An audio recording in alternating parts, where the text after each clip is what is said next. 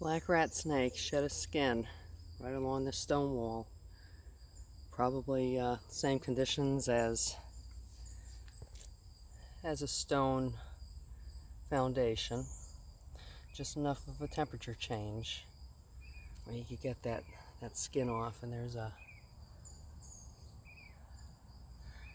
yellow jacket having a nice little meal. Nice sized snake. Beautiful skin. I'm going to leave it there for the critters to eat. So I'm at Graymoor, and it's the Friars of the Cantonement in Garrison, New York.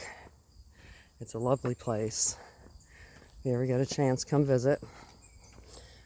Right now, of course, there are some restrictions, but if you check at the Welcome Center on the way in, or at the thrift shop right off of Route 9, they'll tell you everything you need to know. But there's no barricades or anything. They're not barring anybody from being here. They just want you to wear a mask and do the social distancing thing. And I'm coming back from another invasive species survey, plant species, and I had to finish up today a northern section that cuts through Graymoor for the Appalachian Trail, and it's brutal. I've been doing this throughout, let's see, the end of June. July was rough, man. It was just roasting that whole month. Nothing but humidity and heat.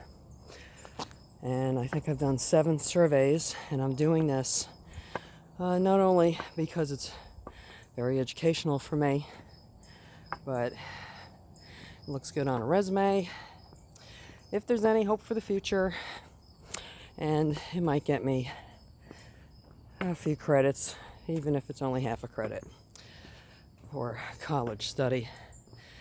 How you doing, Mary? Well, it's a hand when you can.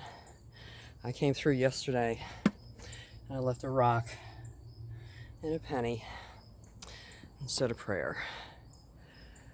Let's keep hoping for the best, if we can get the best.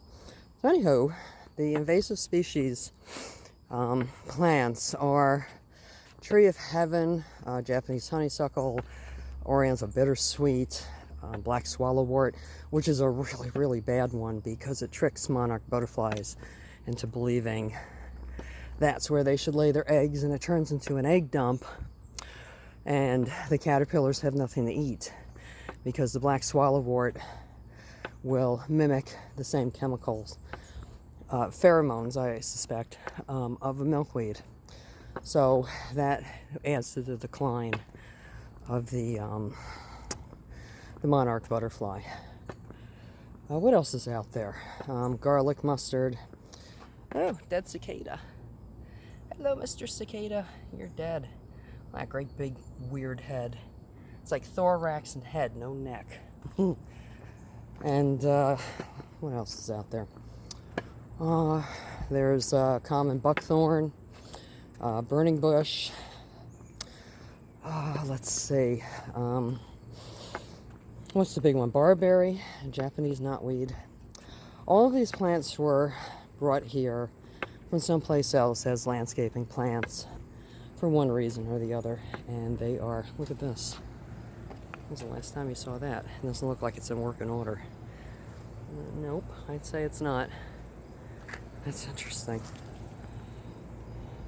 It's seized up. Western Electric, made in USA. That's cool. So anyhow, invasives will challenge native plants and cause them to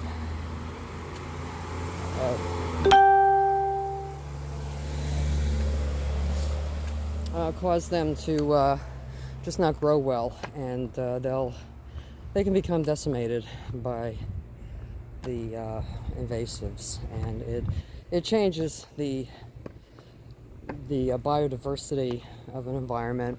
Like, for instance, rabbits. For a long time, the multiflora rose, which is an invasive, they've been using that as cover and food, but it's not their native plant, and that could be part of the reason why rabbits, the eastern cottontail, was in decline for a while, and now I see that there is a hemorrhagic disease that's affecting them. I can't prove that. I'm not exactly sure, but you know, you mess with an environment and you're gonna see some changes that you'd rather not see. It seems like we're always messing things up and always trying to fix them. But so that's what I did today, and it was beastly. I love doing these, but when it's hot like this and humid, it is not pleasant. In fact, I have to follow an Invasive map, which will work no matter what. It'll give you your direct location. I'll have to look up Invasive. I'm not sure if that's a military map or what it is, but no matter where you are, it could be completely dead signal. It doesn't work perfectly. I've had a couple of instances where it kind of drops a pin all over the place. And even though you recalibrate it each time, it can still get a little squirrely. So when I send my paperwork in via the internet, gotta do everything on the internet, I have to explain why there are pins like 500 yards off to the left or the right. There's a nice view from Graymoor in Garrison, New York. All right, I'm starving. I'm gonna go eat some lunch. And there's JC up there trying to help us out. If you ever get a chance, if you come here, Our Lady of the Atonement Chapel, I've been to Mass there, and it was quite lovely. This is going back probably 6 years. But even if you just come here and park and walk around, I'm not going to take you on a walk right now because, like I said, I'm starving and I need to take a break. I've been walking enough. I just walked, oh my God, what, 8 miles, I think? This is just a lovely place to be. And this big building that we walked past, these are the dorms and the rooms for the Friars. So I'm going to stop filming now, and hope everybody has a nice day. Stay cool.